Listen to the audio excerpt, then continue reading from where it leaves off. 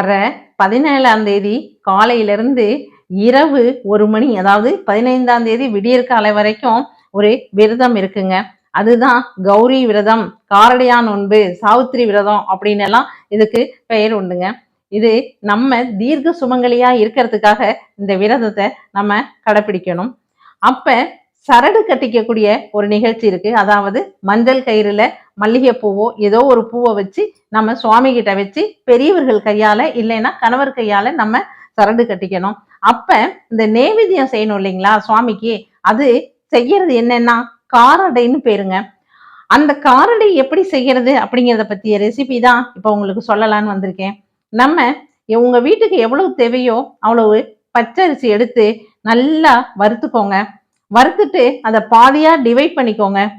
ஒரு பாதியில ஏலக்காய் கொஞ்சம் போட்டு மிக்சியில நல்லா அரைச்சி எடுத்து வச்சுக்கோங்க. ரொம்ப பவுடர் ஆக்க வேண்டாம். அதை விட கொஞ்சம் முன்னாடி ஸ்டேஜ்ல எடுத்துக்கோங்க.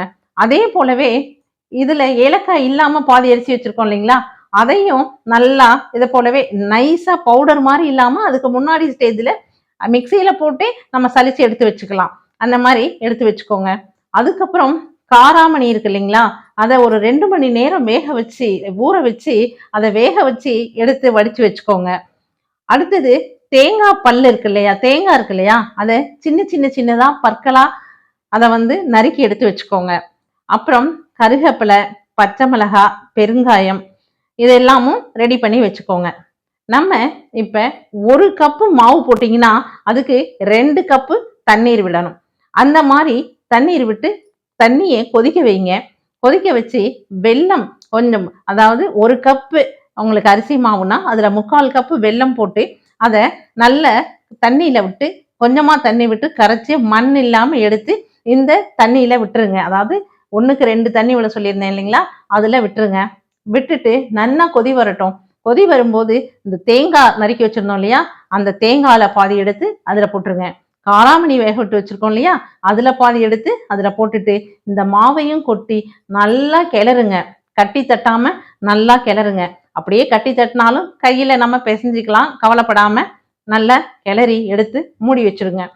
அதுக்கப்புறம் வெறும் மாவு வச்சிருக்கோம் இல்லைங்களா, அதுக்கு முதல்லயே அந்த மாவுக்கு வாணலி எடுத்து கடுகு, உளுத்தம்பருப்பு, பச்சை மிளகாய், கருவேப்பிலை, பெருங்காயம் இது எல்லாத்தையும் போட்டு தாளிச்சு கொட்டி அதுக்கு சொன்ன மாதிரியே இதுக்கு எவ்வளவு மாவோ அதுக்கு 2 பங்கு தண்ணி விட்டு நல்லா கொதிக்கும் போது காராமணி, தேங்காய் பல்லு எல்லாமே போட்டுருங்க. அதுல போட்டுட்டு அதுக்கப்புறம் நல்லா கொதிச்சு வரும்போது இந்த மாவை எடுத்து நீங்க அதுல போடுங்க. அதுல போட்டு நல்லா கிளறுங்க. நல்லா கிளறிட்டு அதுல ரொம்ப சிரமப்படலாம் வேண்டாம். சாதாரணமா கிளறிட்டு நல்லா மூடி எடுத்து தனியா வச்சிருங்க. ஒரு 10 நிமிஷம் ஆகட்டும். அது 2மே நல்லா தனக்கு தானே உள்ளுக்குள்ளேயே நல்லா வெந்திருக்கும். அதுக்கப்புறமா எடுத்து நல்ல வாழை இலைய வச்சுங்க, அதுல நல்லா அடையா தட்டணும். அடையா தட்டி நடுவுல ஒரு ஹோல் போட்டு அந்த காராமணி எல்லாமே கலந்துருக்கணும். கொஞ்சம் ஆறுனதுக்கு அப்புறம் தண்ணியை தொட்டுண்டு அதை நல்லா பிசைஞ்சு எடுத்து கட்டி இல்லாம பிசைஞ்சு எடுத்து அடையா தட்டி எடுத்து, எப்போ இட்லி வேக வைக்கிறோம் பார்த்தீங்களா, அந்த மாதிரி இட்லி பானையிலையோ இல்லை இட்லி குக்கர்லையோ எதுல வேணாலும் நீங்க வச்சு எடுத்து வச்சுக்கலாம். அதே மாதிரிதான் வெள்ளை அடையும், இனிப்பு அடையும் அதே மாதிரிதான். அது மாதிரி செஞ்சு எடுத்து வச்சுக்கலாம். எடுத்து வச்சுக்கிட்டு இதைத்தாங்க நம்ம சுவாமிக்கு நெய்வேத்தியம் பண்ண போறோம். இந்த அடை தாங்க இம்பார்ட்டன்ட். அதுக்கப்புறம்தான் பால் பாயசம் இல்லை வேற பொங்கல் எது வேணாலும் நெய்வேத்தியம் பண்ணலாம். நம்ம தேங்காய், பழம், பூவு, வெத்தலைப்பாக்கு, பழங்கள் இது எல்லாத்துக்கூடையும் இந்த அடை தாங்க ரொம்ப முக்கியம். நான் சொன்ன அந்த மஞ்சள் சரடு தாங்க ரொம்ப முக்கியம். இதை காமாட்சி அம்மனுக்கு முன்னாடி வச்சு வீட்டில் இருக்க பெரியவங்க கையால நெய்வேத்தியம் பண்ணிட்டு எத்தனை பேர் இருக்கீங்களோ அத்தனை இலை போடணுங்க. முக்கியமா அத்தனை இலை போட்டு அதுல இந்த அடைகளை பரிமாறி தேங்காய் பழம் உடைச்சி சுவாமிக்கு அர்ச்சனை அபிஷேகம் பண்ணிட்டு அதுக்கப்புறமா நீங்க பெரியவங்க கிட்ட இந்த சரடை கொடுத்து, தாம்பாளத்தோட சரடை கொடுத்து நமக்கு கட்ட சொல்லணுங்க. கழுத்துல தான் கட்டிக்கணும் இந்த சரடை. எல்லாருமே கழுத்துல தான் கட்டிக்கணும். இளம் பெண்களா இருந்தாலும் அப்படிதான் கழுத்துல கட்டிக்கணும்.